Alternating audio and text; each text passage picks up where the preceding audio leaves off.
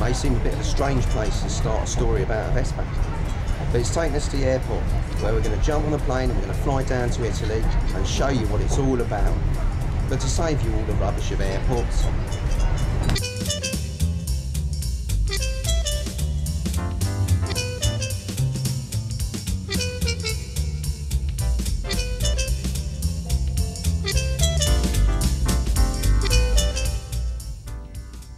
really feels like our Vespa quest has begun now. We're screaming down a 200-year-old road along the Côte d'Azur. Just over the border in Italy, we've got a small little auto jumble where if we don't find any Vespas, I'll eat my hat. They're everywhere. The country's obsessed with them. It's a passion, the like of which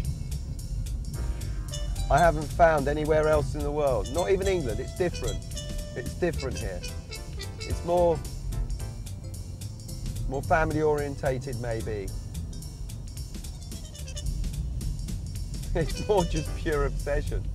This is what I love about these sort of auto jumbles. You've got old Mercedes, you've got people who are into Lambrettas talking to people with motor guzzies, or you've got people with motor guzzies trying to sell their Vespas to other people. Everyone just has a really jolly time and just trades stuff about, selling this and selling that. But the reason that I'm here now is because of scooters. And here we go. This one. This one, I guess, would be a 1954 Vespa 125. Absolutely incredible. You'll tell that it's a 125. We've got gear cables here.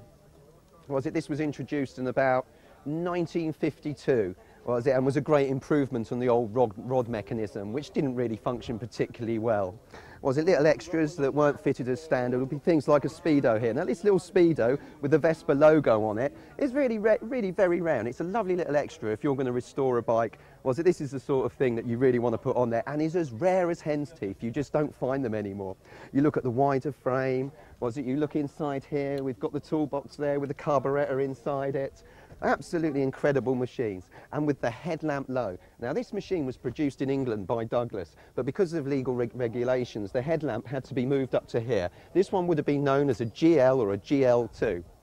This one next to it is a Series 1 GS160. Now, yeah, if you're watching this, you'll be thinking, great, I'd love this machine, but it is really very expensive. And Italy isn't the sort of place to buy these things anymore. You're talking about £1,200 for something like this. It's complete, but you can get that sort of deal in England. Sometimes you're better off actually buying one that's already restored for a couple of £1,000s. It's going to cost you £800 to do one anyway, but this is a lovely example to find. And more importantly, a lot of the British models you find they're rusted out underneath with the weather. You come to Italy and you do find the rust-free examples. Things to look out for here: straight mud guards, straight leg shields. You look at the switch here and that automatically tells you straight away that it's a GS160. The classic mod bubbles at the back, it looked great in chrome in the 1960s. And this is about a 1962 model. And in 1962 you had all the mods riding around up and down the seafronts, fighting with the bikers and doing their things. And they were getting there on things like this, cheap, affordable transport. Other things to look out for, things like brake shoes. You go through these, you can find yourself the old Vespa brake shoes that differ a little bit in diameter, and the reproductions that you get just don't quite do the job. Carburetors, Vespa 50 carburetor, no use whatsoever. Now this is a real rarity. You don't come across these very often. Never made in Britain, never imported into Britain. This is a Vespa 98. It's a later model. We've got the headlamp on the front mudguard, slightly further forward, slightly smaller. If you look here, we've got the gear change mechanism. It's not done by cables. It's actually done by rod linkages. And on the later models, we actually had a protective bar here, to stop the gear change mechanisms being interfered with. This one, the rods actually run through the frame. So I would imagine this one's about a late 1948, early 49. The chrome on it as well. Looking at the handlebars, it looks very good. There's a slight little bit of weathering there, but it looks like ancient weathering. The original chrome was of particularly good quality, and I would suspect that these handlebars haven't actually been re-chromed. A GS150 engine. Absolutely amazing. All complete, carburettor, kickstarts on there, all the difficult bits to get hold of. I like this. Got the accessory speedo here. This is about a 1953. It's got a couple of little dents in there. She's been resprayed, larger headlamp. But the thing that gets me about this one, which is great, are all these little accessories. A lot of these you just cannot get. We got one on the headlamp there, unoriginal horn. We've got a more modern one on there, wide frame again. But if we look at the exhaust over here, we've got this strange motorcycle contraption, beautifully chromed. Made in France, I believe. Lovely side panel trims, can't get hold of these for love nor money. Round at the back here, we've got a number plate holder, which is a lovely little extra to have. I like the way that these things stick out at the back. Little nudge bar at the back as well. Beautiful little bike. This is exactly the sort of thing that I just love riding around on. It's got the steering lock key. That's quite nice. You find that in England, you buy bikes, they're always missing the steering lock key. In Italy, they always seem to have them. I have no idea why. What's this one? Oh, this is the Virgin Mary. Something you find on loads of bikes here. In fact, there you go. We've got the St. Christopher. Loads of bikes have St. Christophers fitted to them. I think that's a fantastic touch, really. If ever I buy a bike that's got one on there, I leave it on there. It's good luck for the customer. Right, this is a carburettor that I need for one of my bikes back in England. It's a GS160 carburettor. Now, I've got no carburettor at all, and the chances of finding one is just an absolute needle in a haystack search in England. But I've managed to find this one here. It's an S127 Delorto. It's for the Mark 1 GS, or the Series 1 GS160, but I need this carburettor. I'm really chuffed that I've found it, and I'm just about to negotiate the price. A pair of Sprint Veloces. Absolutely fantastic machines. It a step up from the GL that we saw earlier? These ones have got triple transfer ports? It means that the miles per gallon goes down, but the speed is about 20 kilometres per hour more. Absolutely fantastic. These will be about late 1960s. This one's slightly earlier because it has the trapezoidal headlamp on there. This one, the later one, we've got the Rally headlamp on there. Nice big headlamp, plenty of light, can see where you're going, makes a change, certainly a step in the right direction. This is a lovely engine sound. The guy who owns this bike's just come over, second kick, she starts up, she ticks over, there's no mucking about. You don't have to worry about oil spills or anything like that. A lot of the people you meet at these jumbles are all old faces. You find them all over the place and they're always pleased to see you. Get invited back to people's houses, offered bottles of wine and stuff like that. It's fantastic. It's great fun though. Honestly, I just love it out here. It's the next day. We've got about half an hour before we get to Rimini and the Italian National Motorcycle Museum, where there's another auto jumble going on. Here we are at another auto jumble, and the first thing I find when I get in here is the most amazing collection of Vespa literature.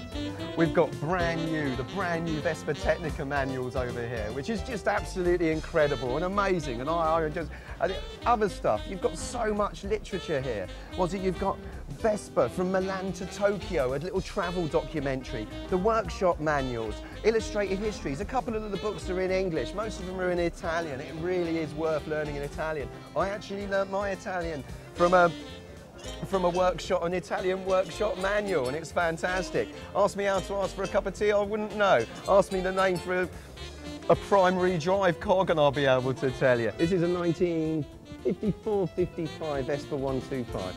It's absolutely fantastic, really nicely done, good solid paintwork on there. A few little odds and sods, the horn's not right on it. You've got gear cables, which is an important thing. That makes life a lot easier. You've got this strange pillion seat on the back. In Italy? It was a little bit naughty, to sit, or a bit dirty, to sit astride a motorcycle. So you sat on these side saddles and would generally have a little plate along here, for your wife to put her feet on. Here we are, we've got a Vespa stall. Now, a lot of the stuff that you need has been reproduced. You've got GS stuff here, you've got all your wheel covers, your floor mats, absolutely everything. This, amazing, is a 1963 GS160 seat cover in black. I need one, I haven't been able to find one in England. Here it is, I'm just about to buy it. Quanto costa, signori? A quanto? 120.000. Perfetto. Bargain. Absolute steal, mate. Go to an English dealer, charge you twice as much, guaranteed, if they stock it, which I very much doubt they will. when you're restoring an old Vespa or an old Lambretta, it's the little bits that make the difference, the finishing touches. Restoring a bike 95% is great. You can use it on the road. Get it 100% right and you're going to need this sort of little things. Toolbox buffers, petrol tank rubbers, kickstart rubbers, electrical connectors, speedo bezels. So many people just whack them together without actually putting the speedo rubbers in there. The proper rear light unit rubbers. Everything has been reproduced and it's really good quality. A lot of it absolutely bang on to the original. Really rare badges. We've got stuff here for the 1957 Vespa 150s, the GS badges. It's absolutely amazing. Everything you could possibly want here. The rear frame badges as well? Oh, there you go, Gran Turismo one. I've just found something while doing this I actually need myself. I'll buy that one later. This is a 1952 Vespa 125. It's covered in rust, but a lot of it is surface rust. Now, this is the sort of bike that I would go for. You can end up paying 2 or 3 times more for something that's still got a solid layer of paint on it, and the cable's a bit more complete, the brakes work and stuff like that. But if you're looking for a restoration, then that doesn't really matter. It's all going to have to be stripped down anyway. It's all going to have to be shot blasted. All the cables are going to have to be replaced. The stuff, like the headlamp, you don't really need. The problem with this one is the fact it doesn't have a seat. Now, if you're going to an Italian auto jumble, you will find a seat.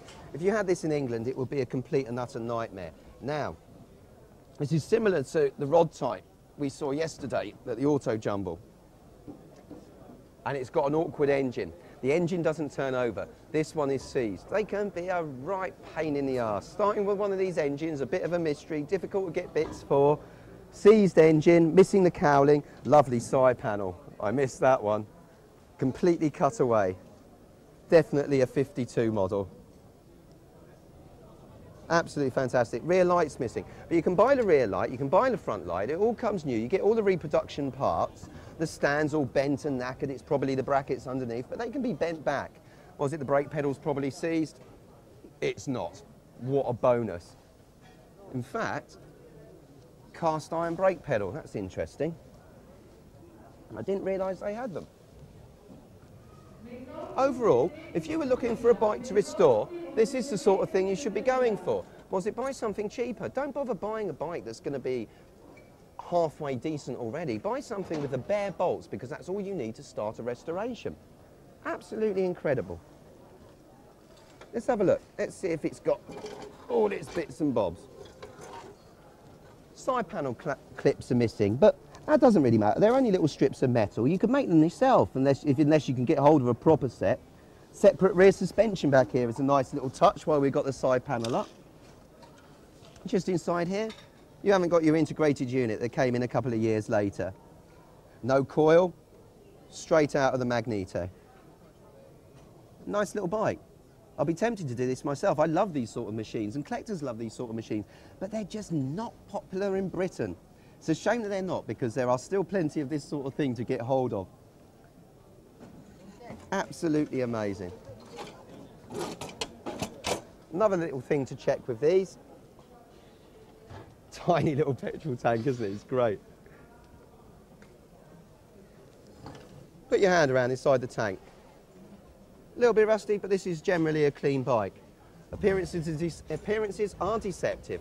This is your perfect restoration bike if you want to buy one to restore.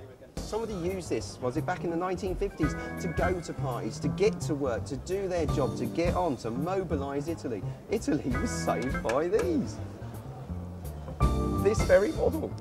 That's outrageous, isn't it, really, at the end of the day? Well worth getting hold of and well worth restoring. I wish they were more popular in England. I really do. I see Lambrettas all day long. The old Vespas, well worthy. Look, the way they're put together, the way the frame pressings go together, the design hasn't really changed that much in 50, 60 years. It's incredible. What a design feat. Look at this.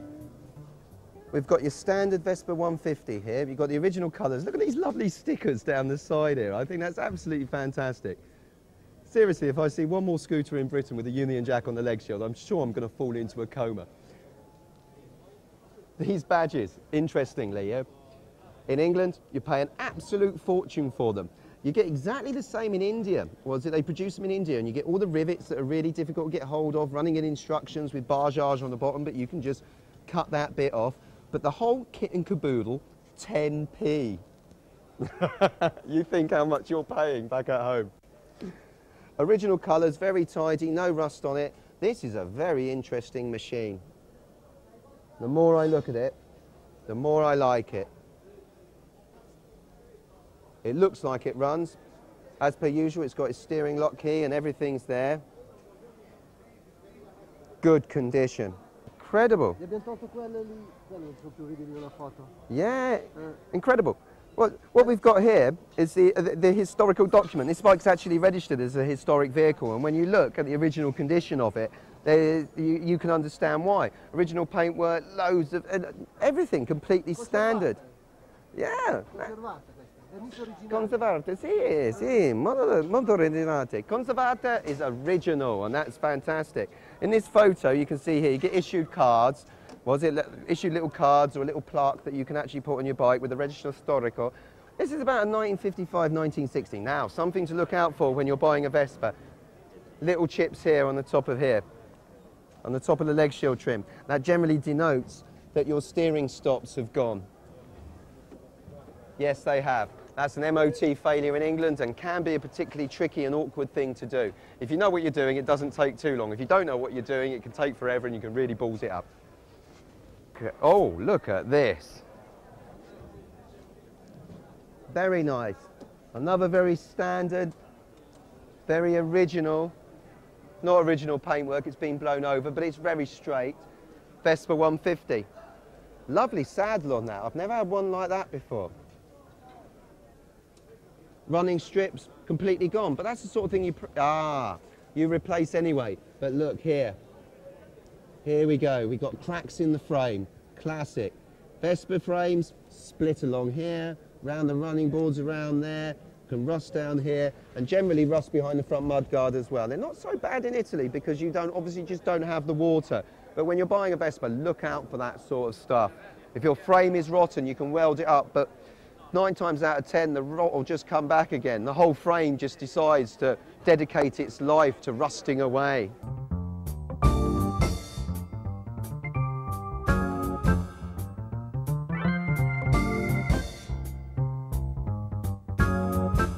The day is done. I'm absolutely knackered, but the day is finished and I've managed to acquire absolutely every single piece that I need to restore my 1963 GS160, which I'm building into a copy of a dealer special called an Eddie Grimstead Hurricane. The parts have cost me a fraction of the cost that I would have been paying in England, and they were there on the shelf in a market. Absolutely fantastic.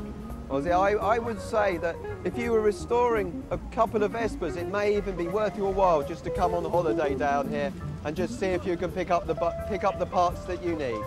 If you don't, bad luck, at least you tried. If you do, you can cover the costs of your holiday. This is the sort of adventure that is worthwhile for anyone, any die-hard scooterist, any Vespa owner. Lovely seeing all those old models, the old 52 and the old 53, the good restoration projects, the ones that had already been restored. Absolutely fantastic. Something of interest for absolutely everybody. And for any Vespa owner, Italy, at some point, at one time in your life, even if it is only once, come down here and see what it's all about. It really is a completely different ball game. It's more fun, it's more lovely, it's more friendly, and most importantly, it's cheaper and sunnier.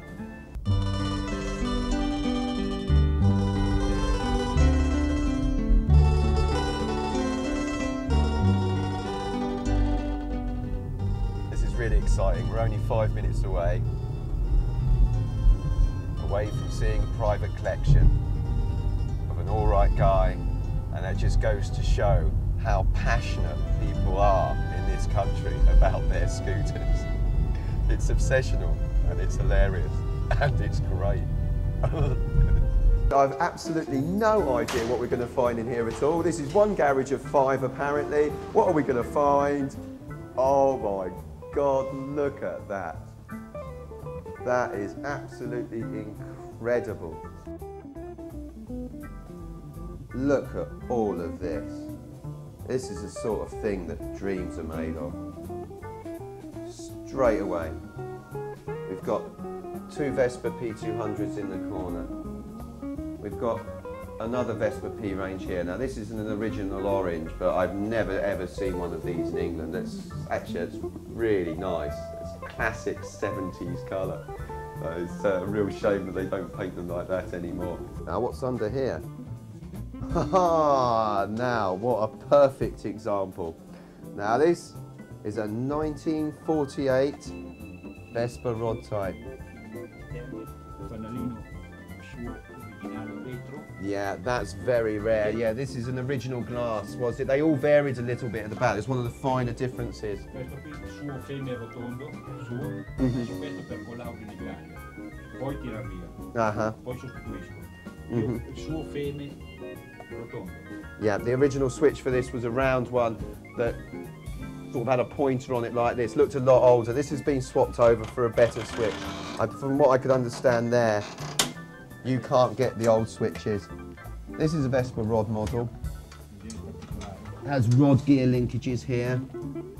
This is where it connects, this is how it works. Everyone knows of a rod model, but you can't see how it works. Look at the style of that cylinder head. Totally different finning. Was it in? Yeah, that is fantastic. The shape of the engine casing here, coming around the cylinder, blowing the air over the top of the cylinder head. Absolutely beautiful polychromatic green. Inside, originally, tutto originale. Was it? We've got the red oxide coloured primer here. Was it? This bike has been done really, really well. If this was one of mine, I'd be proud. Look at the earlier pre-damper forks here. You've got no damper on there whatsoever. No seam down the front mudguard. Tutti i viti originali, non tutte le sue originali.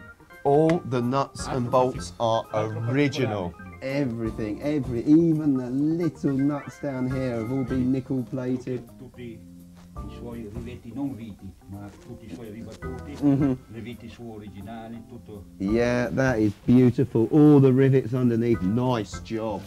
Very good. Here we are. We're just approaching Pontedera and the hallowed territory of the Vespa factory. It's a very exciting experience. I can't believe we're actually going to be here. Pontedera started producing Vespa scooters in April of 1946 and has constantly and consistently been throwing out the best scooters in the world for the last 56 years. A testimony to the incredible history of the Vespa scooter. Viale Rinaldo Piaggio. I guess we must almost be there.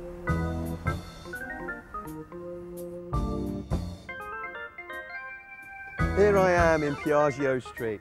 I have Piaggio behind me. I have Piaggio to my right, to my left, as far as the eye can see. We've got Vespas being loaded up onto trucks now. This is where it all began. This is where it carried on. This is where it is happening now. And goodness knows when it's going to stop. This is really exciting. Let's go.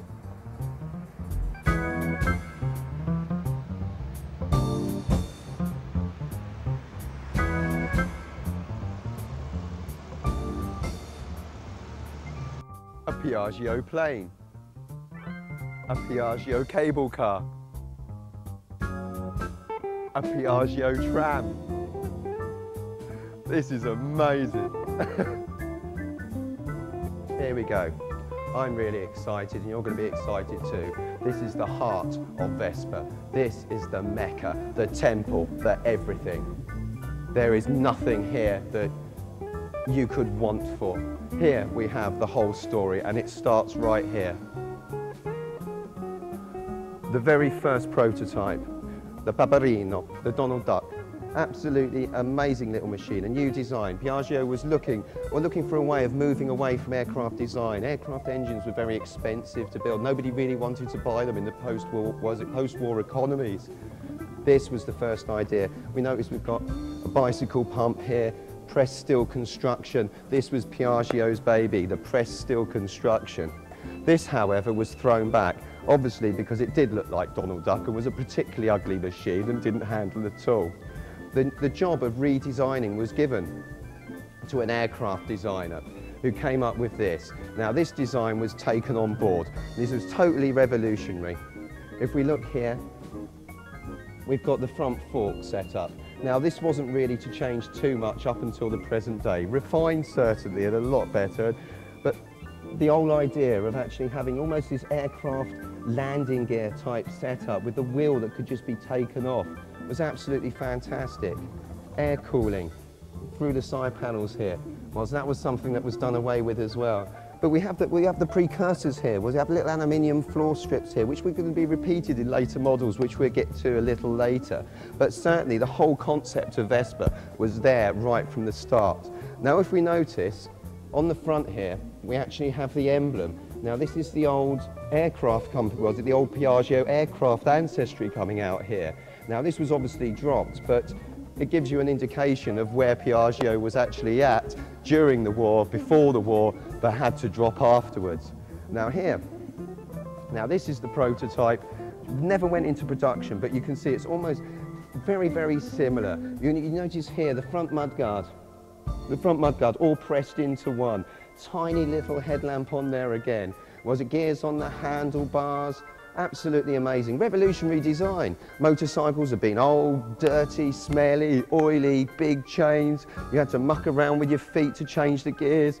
Yep, it's great, but if you want to wear a pair of shoes, they're going to get messed up. This was a step forward, something new, not designed by a motorcycle designer, designed by an aircraft designer, and therefore just totally different. The exhaust, the little fluted fishtail exhaust here, all precursors of what was actually going to become, in 1946, the first ever Vespa model,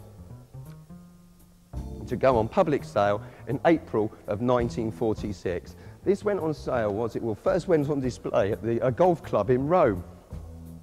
Absolutely incredible thing. You notice the old switches here, the old style switches, a little tricky to get hold of now. But the whole idea of the fork setup, the front mudguard that could be sections and the front wheel taken off. Absolutely fantastic idea. Forced air cooling, great idea again. There's about 4 of these models, ranging from about 1946 up to 1949, when the Vespa 125 here was introduced. There's little differences on them, the way that the gear rod linkages link up, the size of the rear tail lamp, the design of the lens that went in it. Subtle little differences, but amazing. In the first year of production, a couple of thousand of these were actually produced and sold. They took a little while to catch on, but they were capturing a market. They were capturing an Italian market that people needed to get to work. The country needed to restructure. What's the point in having a job if you can't get to work? There's no bus, there's no infrastructure. This is why the Vespa was created and successfully met the challenges of an ever-changing Italian market. And this one is a 1949 Vespa 125. Now, this was the first model that which was actually for sale in Britain. It wasn't for sale in this form. The headlamp had to be moved up to here, and in order to meet British legislation. But a fantastic idea, and the first 125 Vespa to be produced, and Vespa 125s are still being produced today. If we look around this side, we see the exhaust that comes under here. The early 98s, this one has a stand on it. Now, we all take stands for granted, but they didn't come as standard right at the very beginning. Earlier on in production, on the 98s, we had a large lump of metal under here. So it was designed just to be dumped on the curbside, walk away and left. I guess the bodywork acted as an anti-theft deterrent, or maybe people were a little bit more honest. Absolutely incredible to see, and incredible to see in this condition, and even more incredible to be surrounded by all of this. Now, this is what you could call a case history of Vespa. From the beginning, a 1951 Vespa 125. The interesting thing about this is that the rod gear change mechanism was changed for 2 flexible cables, still in use to today. Vespa ET3 Primavera, 1976. Lovely model, electronic ignitions, very fast. Fantastic. 1953 Vespa 125U. This was the economy model. We have screwed-on side panels here, just like the very first of the Vespa 98s of April 46. We've got very little chrome on there, no rubber inserts on the strips, just plain aluminium, as we saw on the Ape earlier on. Here, we've got a Vespa 150. This is the second year of production of the rotary valve engine.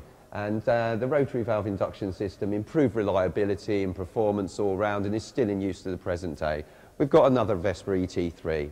We've got the unique Vespa 125 circuit of 1948. This is absolutely unique. There's nothing like this anywhere else in the world, never was, never will be. Now, find the refinements that you find here is a completely redesigned front hub.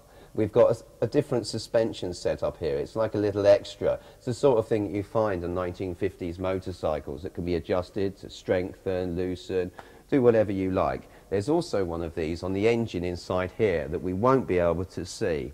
The carburettor looks like it's a 30 God knows what millimeter carburettor with strange filters, tubes. The handlebar setup here seems to be a stack of handlebar joints. I have no idea why anyone ever thought that that was a good idea, but it's here and it's now and it's in front of us. This is just absolutely incredible. We have a reinforced frame, we have specially made panels, a moulded in petrol tank, and this huge great hoofing great trumpet of a straight through exhaust. Absolutely awesome, terrifying machine. And if you were to take this on the road in England, I'd give you 5 minutes before you lost your license. Up here, we've got a Vespa 150, 1956. This has twin transfer ports, and that enhanced the performance and economy of the vehicle all round. Here, we have a moped. Now, this was a prototype and very similar to the Lambretta Ribot that was produced in 1955. Good standard model. The Vespa 125, 1954. Nothing particularly special about that. Vespa 50 Special, 1973. Absolutely bog standard model there, very popular, incredible machines. Brought a lot of happiness and a lot of transport to a lot of people. Your Vespa Ciao moped. Things like this are littered all over Italy. This was 125, 1958. If we notice on this one, it's got a detachable headset. In England, this was marketed as the 152L2. We have another Vespa moped, another Vespa Ciao here. A Vespa 50S, lovely example. 1963 Vespa 50, the first year of manufacture. Little things to look out for here. It's a smaller side panel. Pretty tricky to find now. Up here, a Vespa 100. Interesting fuel tap mechanism here. Underneath, interestingly, a Vespa 50. Now, to meet regulations again, it had to be fitted with pedals in order to be classed as a moped. These are very rare. This is the first one I've ever seen. And underneath, we've got the Vespa spool frame parachute bike. Similar to the one produced in the 1950s in France, this was designed to be thrown out of an aircraft on the parachute and be of some use to the soldier once he got to the ground. Here we have a 1951 six-day trialer. Now, in the early 1950s, there was a lot of competition between Lambretta and Vespa. They both wanted to be top dog, and they competed greatly against each other in similar sort of events. Now, this one won 9 gold medals in 1951, an absolutely amazing machine. Well, the differences that you would notice from the standard models at the time would be the addition of a damper. Was it holes drilled in the carburettor cover here? Was it in order to get more air going through? 2 spare tyres, an enlarged petrol tank, panel work was cut down, the headlamp was moved back a little bit. This was really endurance trials to prove that the bikes were strong and that if you bought them it was going to be reliable. This sort of thing is absolutely incredible, and it led on to what we have over here. Now, this is a Mark I or a VS1 GS150. Right, not many people know this, but there were 5 GS150s. This is the very first one. Here we have cables coming out of the headset here. We have these side panel clips down here. Well, there's little subtle differences, but this was essentially going to form the basis for the whole GS150 range. Subtle differences again was that we've got a different block here, a different switch support. other little odds and sods. But this bike was capable of about 63 miles an hour, which completely wiped the floor with just about anything in of that size engine. A nice long seat, but this was a direct descendant to the 6-day trialer. And an absolutely amazing machine, and I really wish I had one too. Very hard to find now, very early, 1955. Absolutely incredible. Here we have a curious little number. This is based on the Vespa 98. It's a race model. Obviously, it's had all the excessive metal cut off of it. I'm not sure if this particular one's racing history, but it looks amazing. We've got the aerodynamic stem, front horn stem here, no horn in it, obviously. It's missing a gear rod linkage, but aren't half the restore bikes you come across. We've got protection here to protect the rods. It's an anti-fouling device to stop you popping the thing in and out of gear unexpectedly. A beautiful, lovely shape. Even though this is a race machine and really there just to function, they've actually, Piaggio have taken the trouble to put the grooves in, to cut it, to give it a beautiful line, to make the thing look good as well as work well. That's incredible, and that's Italian technology all over, and half the reason why these things became so popular. 1950. This is an endurance rider. This was actually used in Montellerie in France to achieve loads of speed records and endurance records. It managed to travel at 100 miles an hour for over an hour, was ridden for 10 hours continuously. This is all in the name of proving the reliability of the Vespa, and anybody who owns one now will know that it was worthwhile doing. Absolutely incredible machine. I'd love to have a go on it. Straight through exhaust here, modified ignitions, cowlings, obviously the bodywork here in order to make things more aerodynamic. It was a very popular stunt. I mean, it was in Montellerie in France that Lambretta a year later succeeded in getting a 125 Lambretta to do 125 miles an hour, ridden by Romulo Ferri. Absolutely the most awesome classic racing Vespa I have ever seen in my life. Until I saw this one. Similar speed trialer, all aerodynamic. If you look at this, the amusing thing that springs to mind automatically is the fact that it wouldn't stand up on its own. After some poor chap had been sat in here careering around with a Vespa engine running at about 10,000 revs right next to his backside for hours and hours and hours, he was to be rewarded by falling over on his side as soon as the competition was completed. An undignified end, but records were broken, and the reputation of Vespa as not just a fast, a speedy, but a reliable company as well had already been established from this point. This is the origin of Piaggio. During the Second World War, they produced engines, engines for a 4-engine bomber, which we have in this cabinet here. Very well engineered, and the company did very well under Mussolini, tripling its size and not helping to bring the war to an end. Here, though, we actually have a model of the plane, just as out of interest, and you may see that on the outer engines, we actually have a gun turret, which I've never seen before. Piaggio engine guns. Incredible. Here we have, hiding in the corner in true militaristic style, a powerful weapon of war. The bazooka-carrying Vespa had the capacity to blow not one but 2 legs off a small donkey. Its road handling abilities, absolutely legend. The famous Vespa bazooka carrier, made in France, Acme Paris. This was used by the French military. I'm not exactly sure why. Obviously, we're carrying a bazooka. We've got the tripod on the front here. We've got our cartridges on the side. We've got a little trailer here, which is really cute. The French were obviously not trying very hard to ever win a war again. The handling abilities of this must have been absolutely atrocious. I just can't see how it would go down the road. I personally wouldn't want to ride one myself unless I was in a private car park with no other vehicles anywhere near me. But I guess if you were a squaddy, it would have been a bit of a laugh. Here we have a 1967 Vespa SS180.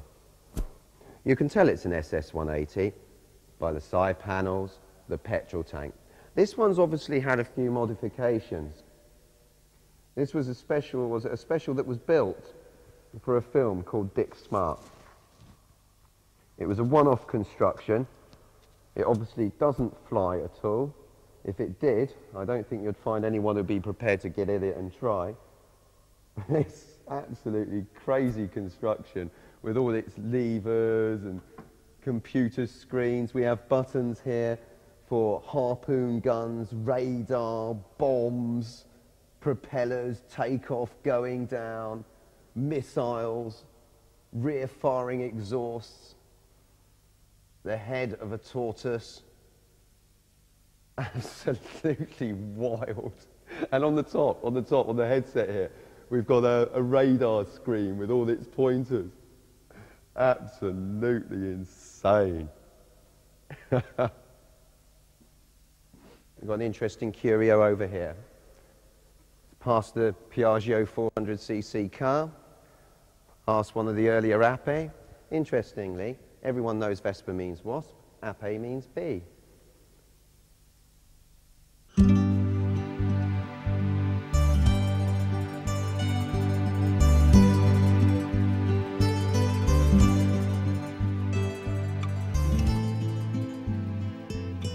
Light commercial vehicle. Fantastic. Got a lot of businesses going.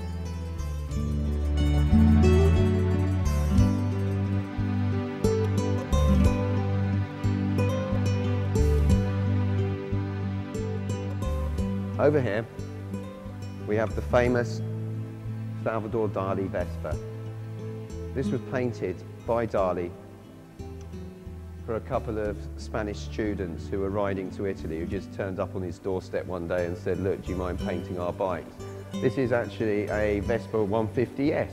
It has 10-inch wheels. It's a Spanish-produced bike by Motor Vespa Madrid, and it's based on the Vespa 150. Enlarged wheels, gave it better handling.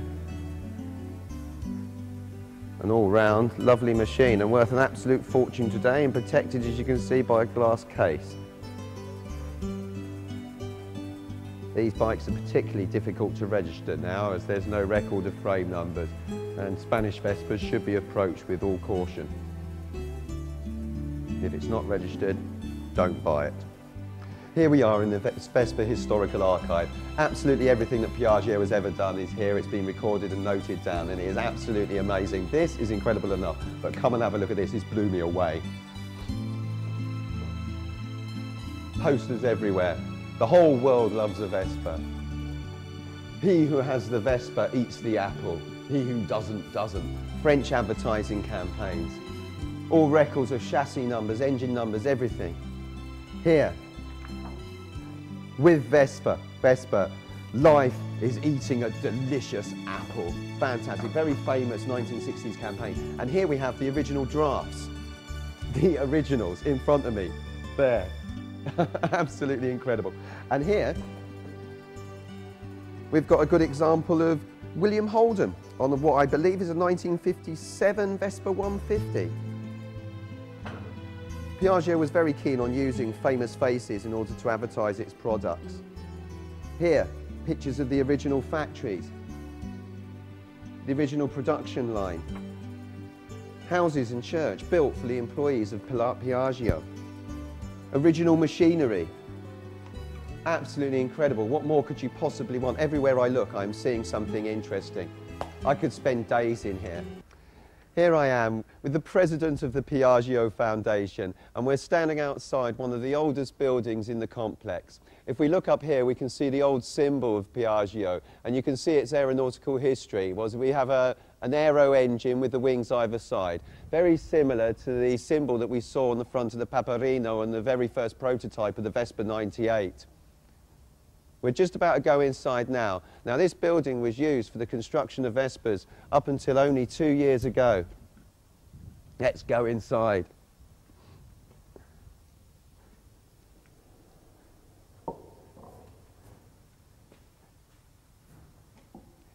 You can imagine a unit like this, very similar to the units behind that are in operation today. The hustle, the bustle, the lathes, the drills, the turning machines, the huge great industrial presses, 20-ton presses pumping out those panels ready to be welded together to create what was to be one of the greatest motorcycles known to man. You can see the museum in this site. Really? Yes. Oh, fantastic. Let's go and have a look. We've got more to see over here. You have a very long gallery, it's 800 meters. 800 meters? Yes. My goodness. We're just about to have a look at galleries that are 800 meters long. This gallery goes on for 800 meters. It's partitioned off now, but on the other side of this partition, Vespa production is continuing now, and you can hear the rumble and the clank of machinery. You can see the little... Yeah, we're going to have a look through the center of the doors and see what we can find. Hopefully I can find somewhere big enough for the camera to stick through. But you can feel the history here.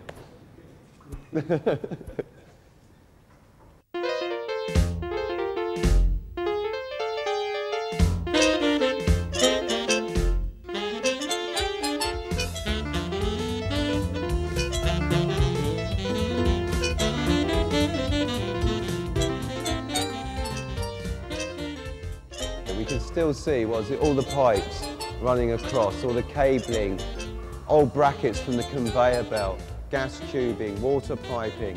You can still hear, the electricity cables run straight through here. They must be an incredibly high voltage because you can still hear them humming.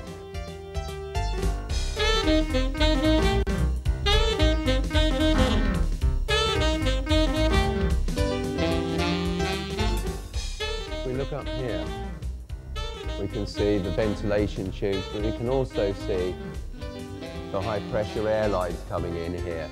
Now each assembly worker would have a power tool which would be fed from a hose dangling from the ceiling down to whatever tool he was using.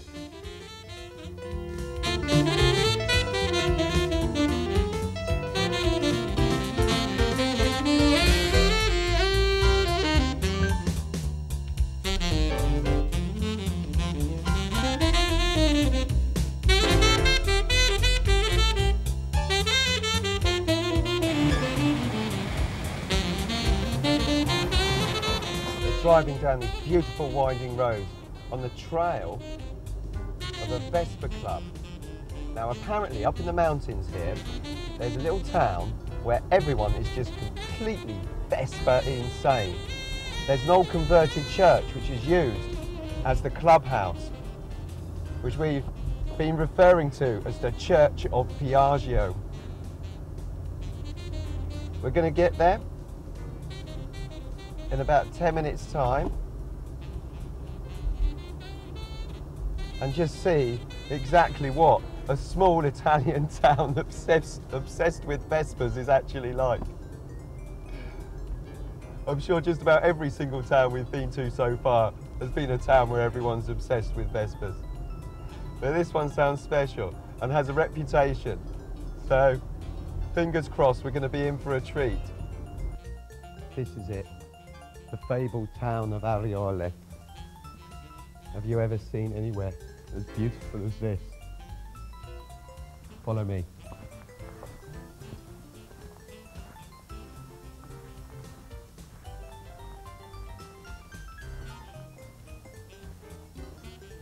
Our quest has led us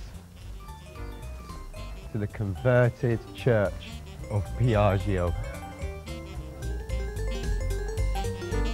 Here we are, Vespa Club Ariole. I think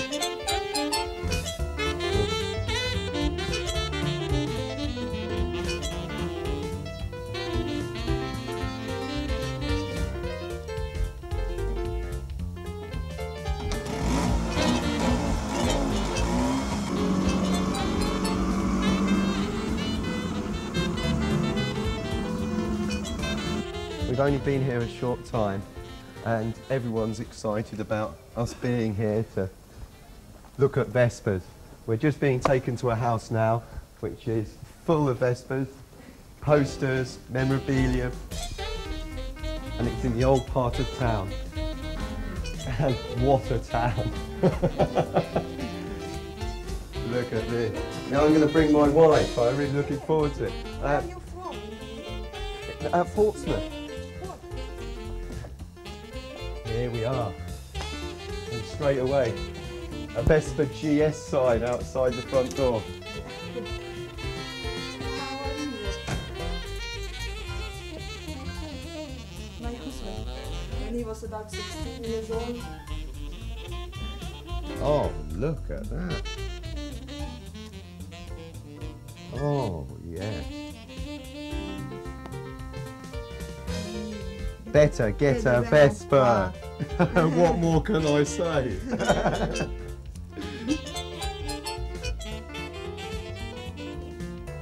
French roulette Vespa.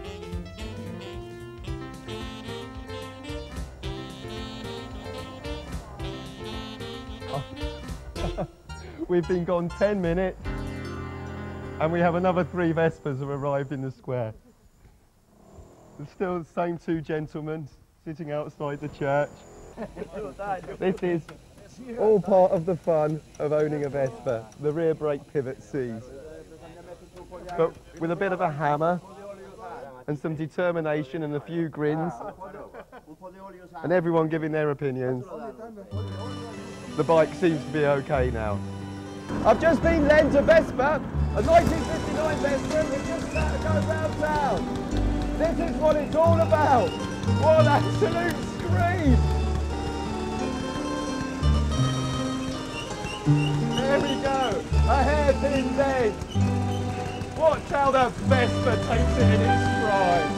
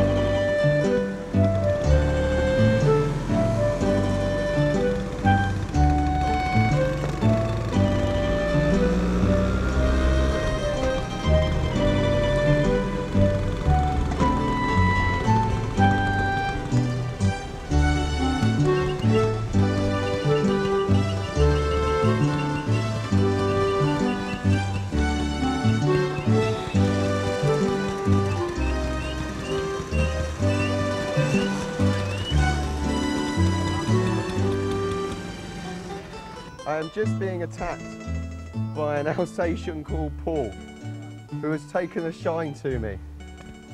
He's trying to eat my Vespa book, and he's not going to stop me from getting into this garage. Come on then, you scoundrel. Off we go. Come on, concentrate. Oh, look at all this. Yeah, everywhere. This is just like my workshop in England. A Vespa GS 150. Yeah. Cables inside. 55 c'ha I cavi fuori come questa. Uh-huh. Così. Yeah. This one was bought just round the corner in Ventimiglia. This is a 1956 Vespa. 150 come quella di oggi, è uguale. That's it. It's very similar to the one we've got outside. This one was a complete ruin when it was bought. It was all bashed in at the side. The engine was in a complete mess. But it's all been restored like this. This is halfway through being done. If not 3/4. A lovely job. A box of piston rings. That is great.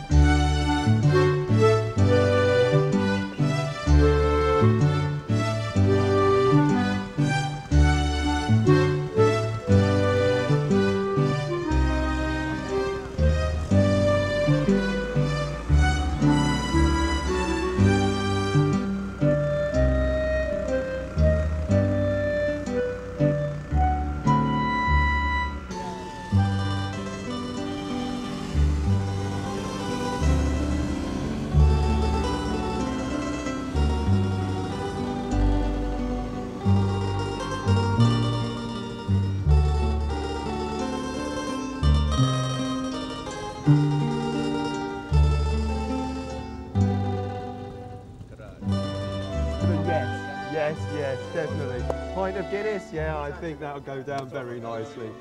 Well, after all that, I've just been offered a pint of Guinness. I think we're just about to go into this bar now, where I'm going to join for the first time a scooter club, the Vespa Club of Eroli. That's it for us now. We've been everywhere. We've been to the factory, we've been to the museum, we've been to the auto jumbles, we've discovered these things in garages, we've ridden up mountains, down mountains, to bars, we have done everything. But at the end of the day, this is what it is all about. It's friendship, having fun, riding around and having a drink at the end of the day. Now, it's a real shame, but this is the end of our Vespa quest, and I hope you enjoy it as much as I have. Let's go. Guinness.